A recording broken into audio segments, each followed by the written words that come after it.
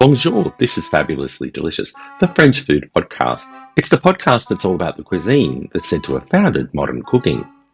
French ingredients and dishes have been the starting block for many of the world's best chefs and cooks. And on Fabulously Delicious, you'll learn all about those dishes and ingredients, as well as get to know more about fabulous French foodies. I'm your host, Andrew Pryor. Enchanté!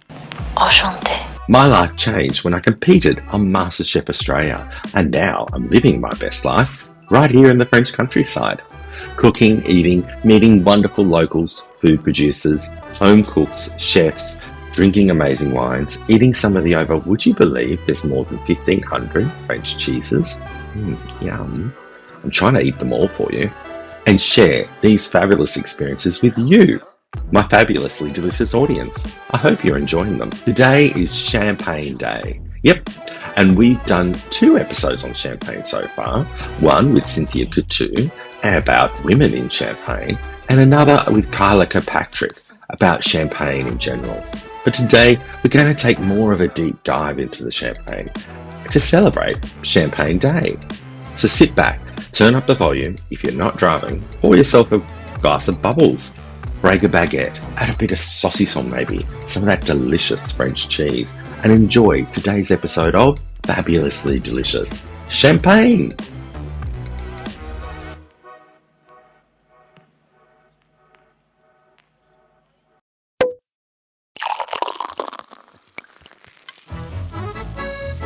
Champagne, the world-renowned sparkling wine, is a beverage of celebration, luxury, and history. Its effervescent bubbles have become synonymous with festivities, and the name evokes images of elegance and sophistication. However, the story of champagne is much more than just the drink. It's a tale of invention, perseverance, and the French spirit. The Champagne region of France, located northeast of Paris, lends its name to the iconic beverage.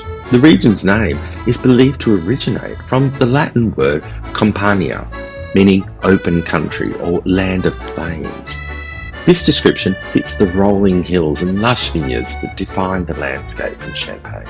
The fertile, chalky soil, cool climate, and geographical conditions create the ideal environment for growing grapes, especially the varieties needed to produce champagne. Champagne is made from a select blend of grapes, with Pinot Noir, Pinot Meunier, and Chardonnay being the primary varieties. Each grape brings distinct characteristics to the wine. Pinot Noir, it adds a body, structure, and a subtle red fruit notes. Pinot Meunier, a relative of Pinot Noir, is more robust and contributes fruitiness and freshness to the blend. And lastly, the Chardonnay lends finesse, elegance, and a touch of minerality, balancing the wine's overall profile. In addition to these 3 main varieties, there are a few lesser-known grape varieties like Pinot Blanc, Petit Meslier, and Arbonnaise, still used by some producers to make champagne in very small quantities.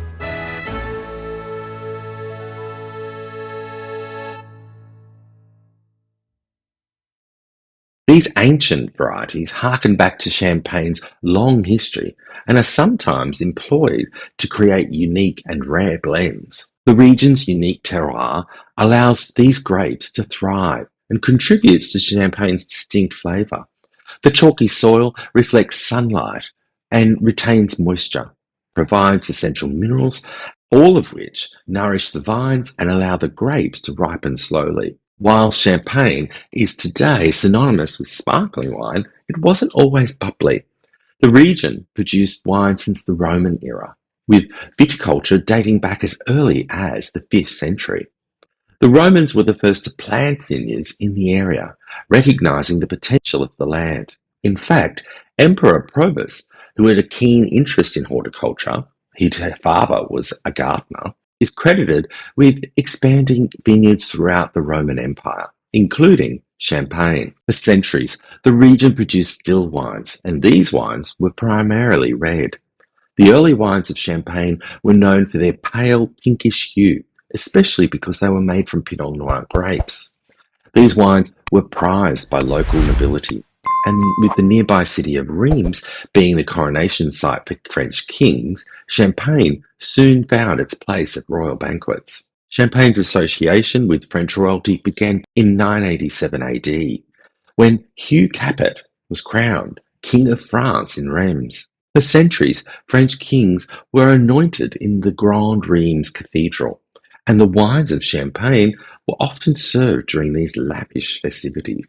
This connection between Champagne and French nobility helped elevate the wine's status. However, the wine itself wasn't without its challenges. Due to the cooler climate in the region, grapes often struggled to ripen fully, producing lighter wines that paled in comparison to the rich, bolder wines of Burgundy, for example. For a time, the winemakers of Champagne were envious of their southern counterparts, who were producing wines that were far more popular in French courts. Yet, what seemed like a disadvantage, the cooler temperatures, would eventually give Champagne its defining characteristic, its bubbles. The cool climate of Champagne led to the phenomenon known as secondary fermentation. In the cold winters of northern France, fermentation would often slow down or stop altogether, leaving sugar in the wine. When temperatures warmed in the spring, the yeast would begin fermentating again, creating carbon dioxide, which became trapped in the bottles and produced bubbles. At first, this was seen as a flaw. Bottles would often explode under the pressure of the trapped gas, earning Champagne the nickname Le Vin du Diable, the devil's wine. Winemakers struggled to control this secondary fermentation, and for many years, bubbly wine was more of an anomaly than a prized product. No discussion of Champagne is complete without mentioning Dom Pérignon, the Benedict monk often credited with inventing sparkling champagne. While it's true that Dom Pérignon made significant improvements to the production of champagne, including methods to prevent the bottles from exploding, he didn't actually invent sparkling wine. In fact, sparkling wine was being produced in the Languedoc region of southern France almost a century before Dom Pérignon began his work. The oldest recorded sparkling wine is the Blanquette de Limoux, which was invented by Benedictine monks in the Abbey of Saint-Hilaire in 1531. They achieved this by bottling wine before the initial fermentation had ended. However, Dom Pérignon did contribute greatly to champagne's development. He worked at the Abbey of Hauteville in the late 17th century, where he focused on refining the winemaking process. He experimented with blending different grape varieties to create a more balanced wine and developed techniques to strengthen the glass bottles, which allowed for the safe production of sparkling wine. One of Dom Perignon's most famous achievements was his work in preventing oxidization, which helped preserve the freshness of the wine. He also introduced the use of cork stoppers, tied down with hemp string to seal the bottles and retain the bubbles. Though Dom Pérignon didn't invent champagne, his contributions to the craft earned him a place in history as one of the most important figures in the wine world. His legacy lives on in the infamous Champagne brand, which remains one of the most prestigious in the world today. Whilst Dom Pérignon may have perfected the art of blending grapes, it was actually an English scientist, Christopher Meret, who first documented the process of including secondary fermentation. In 1662, Meret presented a paper to the Royal Society of London in which he described adding sugar to wine to create bubbles. Essentially, the same technique still used today to produce sparkling champagne. Meret's discovery coincided with advancements in English glassmaking. At the time, French glass was too fragile to withstand the pressure of the sparkling wine.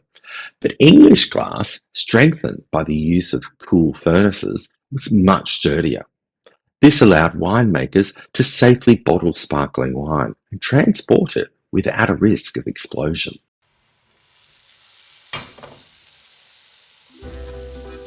By the 18th century, champagne had begun to gain a reputation as a luxury product. French aristocrats embraced the sparkling wine, and it became a symbol of wealth and sophistication.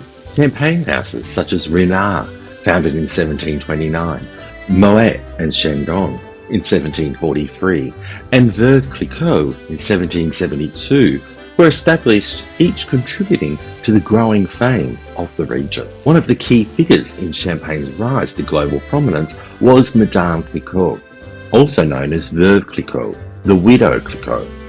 After her husband's death in 1805, Madame Clicquot took over the family business and revolutionized the champagne industry. She is credited with developing the riddling process, which involves turning bottles upside down and gradually rotating them to collect sediment in the neck of the bottle, making it easier to remove. This technique improved the clarity and the quality of the champagne, solidifying its reputation as a premium product. Madame Clicquot also played a significant role in marketing champagne to the Russian aristocracy, which became one of the largest markets for champagne in the 19th century. Her bold innovations and business acumen earned her the nickname La Grande Dame of Champagne, and her influence is still felt in the industry today. The 19th century was a time of significant growth for the champagne industry. The Industrial Revolution brought advancements in transportation and communication, which allowed champagne to reach new markets around the world.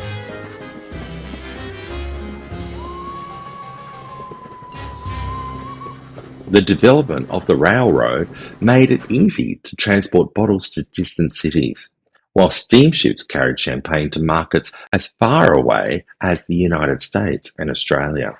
By the late 1800s, champagne had become a symbol of global luxury.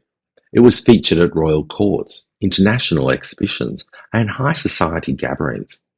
In 1889, at the Paris Exposition Universelle, champagne was poured to celebrate the unveiling of the Eiffel Tower, further cementing its association with French culture and sophistication. Champagne has evolved over the centuries, with different styles emerging to suit different tastes. In the 19th century, champagne was typically much sweeter than what we drink today. Many champagne producers added sugar to their wines, creating a style known as doux, or sweet. This was particularly popular in Russia, where high sugar champagnes were in demand. However, the trend began to shift toward drier styles in the mid-1800s. In 1846, the House of Perrier-Jouët made the bold decision to produce a brut champagne, one with little to no added sugar. The dry style was initially met with skepticism, but it quickly gained popularity, especially in the British market. Today, brut is the most common style of champagne, though extra brut and zero dosage champagnes with no added sugar have also become more popular in recent years. The name champagne is protected by law in many countries around the world. The strict legal requirements surrounding this sparkling wine ensure that only bottles produced in the Champagne region using specific methods can bear this prestigious title. In France, champagne's protection falls under the Appellation d'Origine Control, AOC, a system created in the early 20th century to safeguard the integrity of French agricultural products. Champagne, along with a number of other French wines, were one of the first to benefit from this system. Today, the AOC regulations outline the region's boundaries, the approved grape varieties, the required vineyard practices, and the meticulous production methods, right down to the length of time a bottle must spend aging on its lees, the dead yeast cells left over from the fermentation. Internationally, the legal protection of champagne has had its successes and its challenges. For example, within the European Union, the name champagne is completely safeguarded. This has been extended to other countries with bilateral agreements. Many nations, including Australia, Canada, Brazil, and even China, have agreed not to use the term champagne for any sparkling wine produced outside of the Champagne region. However, in some countries like the United States, Historical exceptions allow certain producers to continue using the term for sparkling wine, much to the dismay of French winemakers. These strict legal frameworks highlight just how deeply rooted champagne is in French culture, history, and the economy. It's not merely a wine, but a symbol of heritage, and French authorities work tirelessly to protect its reputation. Sparkling wines, of course, are produced worldwide and have their own terms, often to define them, like cava in Spain, or spumante or prosecco in Italy. There's also other sparkling wines in other regions of France, like Burgundy and Alsace, who both produce Cremant. There's a village in Switzerland that is named Champagne. They have made a still wine there since 1657, and it's labelled Champagne. The village has been fighting to retain use of the name Champagne for the wine, as when the Swiss government required them to drop the label, sales went from 110,000 bottles a year to a mere 32,000. Today, champagne is synonymous with luxury, celebration, and prestige. However, the success of champagne as a global phenomenon is not due to the quality of the wine itself, but also due to the savvy marketing strategies that have been in place for centuries. Champagne houses have long understood the importance of branding. In the 19th century, major champagne houses like Moët and Chandon, Widow Clicquot, and Taittinger began marketing champagne as a drink for the elite. Through strategic sponsorships of the royal courts and lavish parties, these houses tied champagne to the concept of sophistication and grandeur. Over time, this image trickled down to the middle classes, particularly in England, where sparkling wine became a fashionable indulgence. By the 20th century, champagne's reputation had transcended France. It was seen as a drink of choice for celebrations around the world, from weddings and birthdays to New Year's Eve parties and sporting victories. The clinking of champagne glasses and the festive popping of corks became a universal symbol of joy. This international allure has continued into the modern era. Iconic brands like Dom Pérignon, Krug, and Bollinger are now status symbols, frequently mentioned in popular music, movies. The champagne industry itself is much more than just winemaking. It's a global business now, worth billions of euros annually.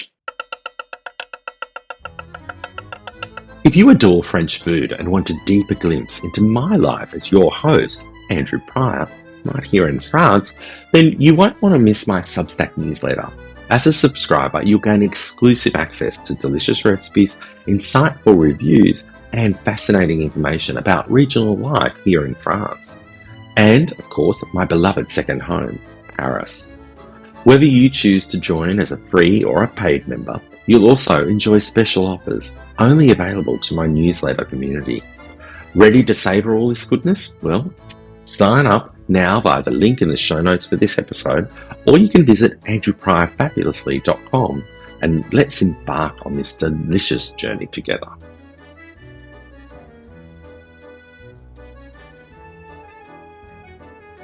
Planning a trip to Paris, or maybe you're one of the lucky ones who call Paris home.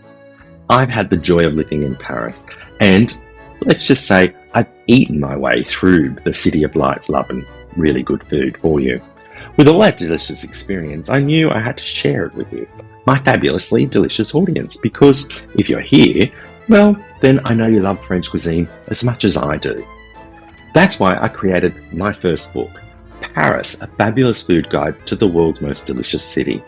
Inside, you'll find my top picks for the best boulangeries, cafes, chocolate shops, fromageries, patisseries, wine bars, and so much more.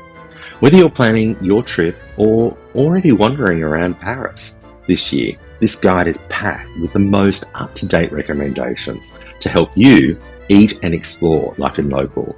In fact, I've been to every single place in here that I've recommended. Get your copy at andrewpryorfabulously.com, and yes, I offer a signed and gift package version if you want as well. Or you can also find it on Amazon, and there's even a Kindle version for instant access. Bon voyage and happy eating and exploring your way through Paris. There are more than 100 champagne houses and about 19,000 smaller vignerons in Champagne. They occupy more than 32,000 hectares of vineyards.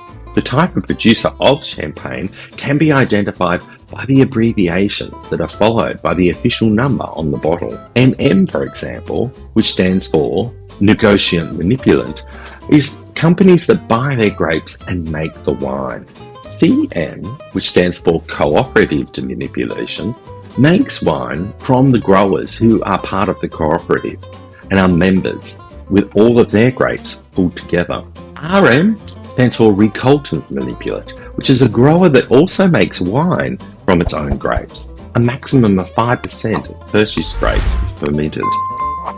SR stands for Society de Recultants, which is an association of growers making a shared champagne, but are not a cooperative.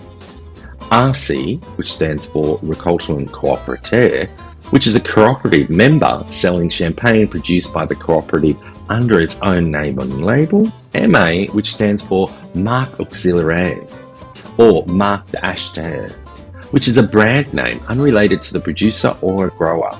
The name is owned by someone else, for an example, a supermarket. And finally, ND, which stands for Negociant Distributor, which is a wine merchant selling under its own name. During the 19th century, champagne was produced and promoted to mark contemporary political events, such as the Franco-Russian Alliance and the centennial of the French Revolution. This played an important role in linking champagne to French nationalism. Since the Belle Epoque period, champagne has gone from a regional product serving a niche market to a national commodity that is distributed globally. The success and popularity of champagne is largely attributed to the marketing of champagne successfully by some of the champagne houses. Champagne houses portrayed champagne as a luxury which could be enjoyed by anybody and was fit for any occasion. This worked so well that by the turn of the 20th century, the majority of champagne drinkers were middle class. Most of the champagne that is produced today is a non-vintage variety, which means that it is a blended product of grapes from multiple vintages. They will have a base from a single year, with producers adding anywhere between 10 to 40% of wine from other vintages. If the conditions are particularly good for a vintage to be made, though, producers will make a vintage wine that must be comprised of 100% of the grapes of that vintage year. Under these rules, though, they can create a vintage from 80% of the grapes harvested for that year. 42.5% of the bottles of champagne produced in 2023 were actually for French consumption, and 57.5% were exported around the world. There was about 314 million bottles exported, with the industry value for the whole industry in 2023 being just over 6.8 billion euros.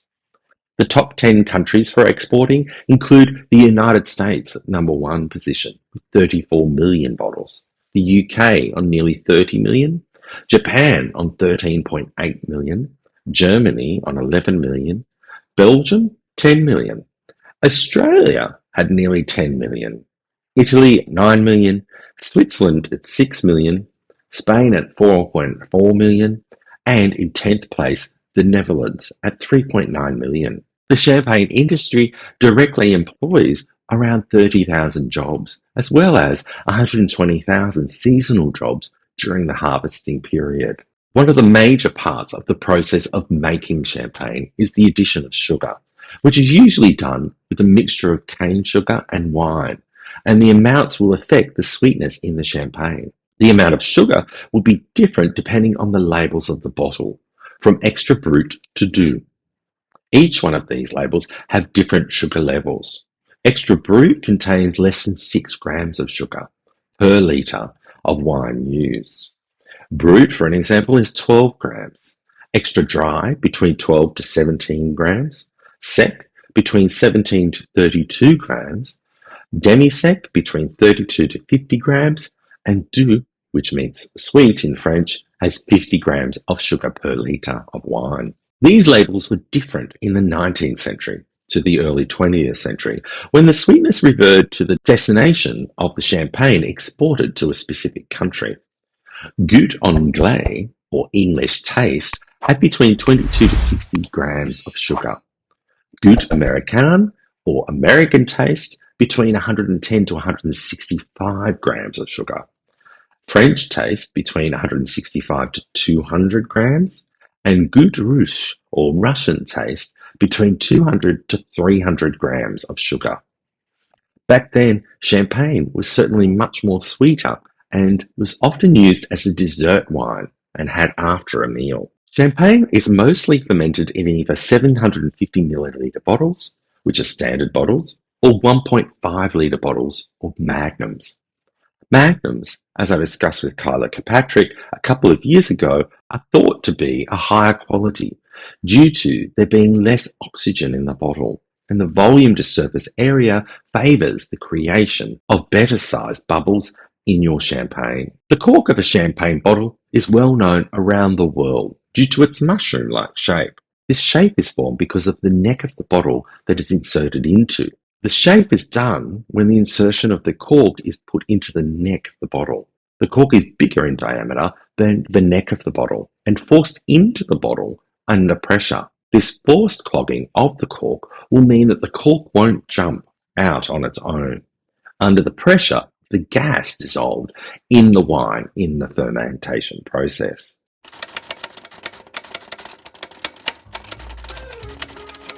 In 2009, a bottle of 1825 Pierre Jouet champagne was opened and tasted by 12 of the world's best top wine tasters. Guinness Book of World Records said that this is the oldest bottle of champagne in the world. The tasters said that the contents were drinkable and had notes of truffles and caramel. There are only 2 bottles of this vintage left in the world. Rose champagne is distinctly pink in colour, or blush as they like to say. Rose champagne has been produced since the late 18th century, with 2 champagne houses, Renaud and Widow Clicquot, claiming to have produced and shipped out the first bottles. When it was first produced, it was thought to be an extravagance and became known as pink champagne. The 1939 Hollywood movie Love Affair was reportedly approached to promote it by featuring the main characters bonding over and enjoying a glass of pink champagne. Sales after the film's release skyrocketed. Even the band The Eagles say that this is their drink of choice in their song Hotel California. Champagne's association with luxury and celebration has cemented its place, not only in the wine world, but also in popular culture. In literature, films, and even music, champagne has long been used as a symbol of opulence, romance, and celebration. One famous example comes from The Great Gatsby, where F. Scott Fitzgerald used champagne to symbolise the extravagant, carefree lifestyle of the Roaring Twenties. Champagne flowed at Gatsby's lavish parties, symbolising the indulgence and excess of the era. Similarly, in Casablanca, the clink of champagne glasses plays a role in setting the mood of sophistication and grandeur in the film. In music too, champagne has played its parts. Songs like Champagne Supernova by Oasis and Jay-Z's Tom Ford celebrate the drink's connection to success and luxury. Jay-Z himself famously purchased the champagne brand Armand de Brunac, known for its gold bottles, further cementing the reputation of the drink's modern-day association with wealth and prestige. This cultural significance extends beyond just luxury, though. Champagne has become a universal symbol for celebration and happiness. Formula One winners spray champagne on the podiums. Couples toast each other with it at their weddings. Champagne has transcended the wine world to become a part of the fabric of human celebration. While champagne is a globally recognized symbol of celebration, it's also deeply rooted in French gastronomy. Its versatility as a sparkling wine means it pairs beautifully with a wide range of dishes, from delicate seafood to rich, decadent desserts. In French cuisine, champagne is not only enjoyed as a drink, but it's also used as an ingredient in several dishes. One of the most famous examples would be the poulet au champagne, a traditional dish from the Champagne region that involves braising chicken in a champagne-based sauce. The bubbles and the acidity of the champagne help to tenderize the meat, with the subtle flavour of the wine adding complexity to the dish. Another notable dish is wit or champagne, oysters with champagne, which pairs the briny taste of oysters with the crisp, refreshing acidity of champagne. The natural pairing of champagne and oysters is often enjoyed as a starter in fine French dining restaurants. Desserts too can feature champagne, such as champagne zabaglione, a take on the classic Italian dessert zabaglione, which, with the addition of champagne for a lighter, more effervescent flavour, is very popular here in France. The versatility of champagne means it can enhance a wide variety of foods. Its high acidity and fine bubbles cut through rich dishes like foie gras, with its delicate fruitiness complementing lighter fare foods like seafoods or salads. Whether served as an aperitif, during the meal, or with a dessert, champagne adds a touch of elegance to any dining experience. As we look ahead, the future of champagne is as bright as its past. Whilst it remains rooted in tradition, the champagne industry is also embracing innovation to stay relevant in an ever-changing world. One area of development is sustainability. Like many other wine regions, Champagne has recognized the impact of climate change on grape growing. Rising temperatures and changing weather patterns pose challenges to the consistency and quality of Champagne. In response, many Champagne houses have adopted sustainable vineyard practices, focusing on reducing their carbon footprint and protecting biodiversity. Some producers are experimenting with organic and biodynamic farming techniques to ensure that future generations can continue to produce world-class champagne. Moreover, champagne houses are exploring new ways to engage with younger and more diverse audience. This includes embracing digital marketing, hosting virtual champagne tastings, and leveraging social media to connect with global audience. By staying at the forefront of technology and culture, champagne producers are ensuring that this sparkling wine remains relevant for future generations. As we raise our glasses to toast the effervescent magic of champagne, it's clear that this sparkling delight is more than just a drink. It's a delightful testament to French ingenuity and resilience. From the humble beginnings of still wines to the luxury bubbly we celebrate today, champagne embodies the very essence of festivity. It's the secret ingredient to our happiest moments, whether we're tasting a grand wedding or simply indulging in a Wednesday evening dinner. American actress Bette Davis said about champagne, "There comes a time in every woman's life when the only thing that helps is a glass of champagne." And UK Prime Minister Winston Churchill said during World War II about France and champagne, "Remember, gentlemen, it's not just France we are fighting for, it's champagne." Oscar Wilde once said about champagne, "Pleasure without champagne is purely artificial." And finally, Lily Bollinger was quoted as saying, "I drink champagne when I'm happy and when I'm sad. Sometimes I drink it when I'm alone. When I have company, I consider it obligatory. I trifle with it if I'm not hungry and drink it when I am. Otherwise, I never touch it, unless of course I'm thirsty."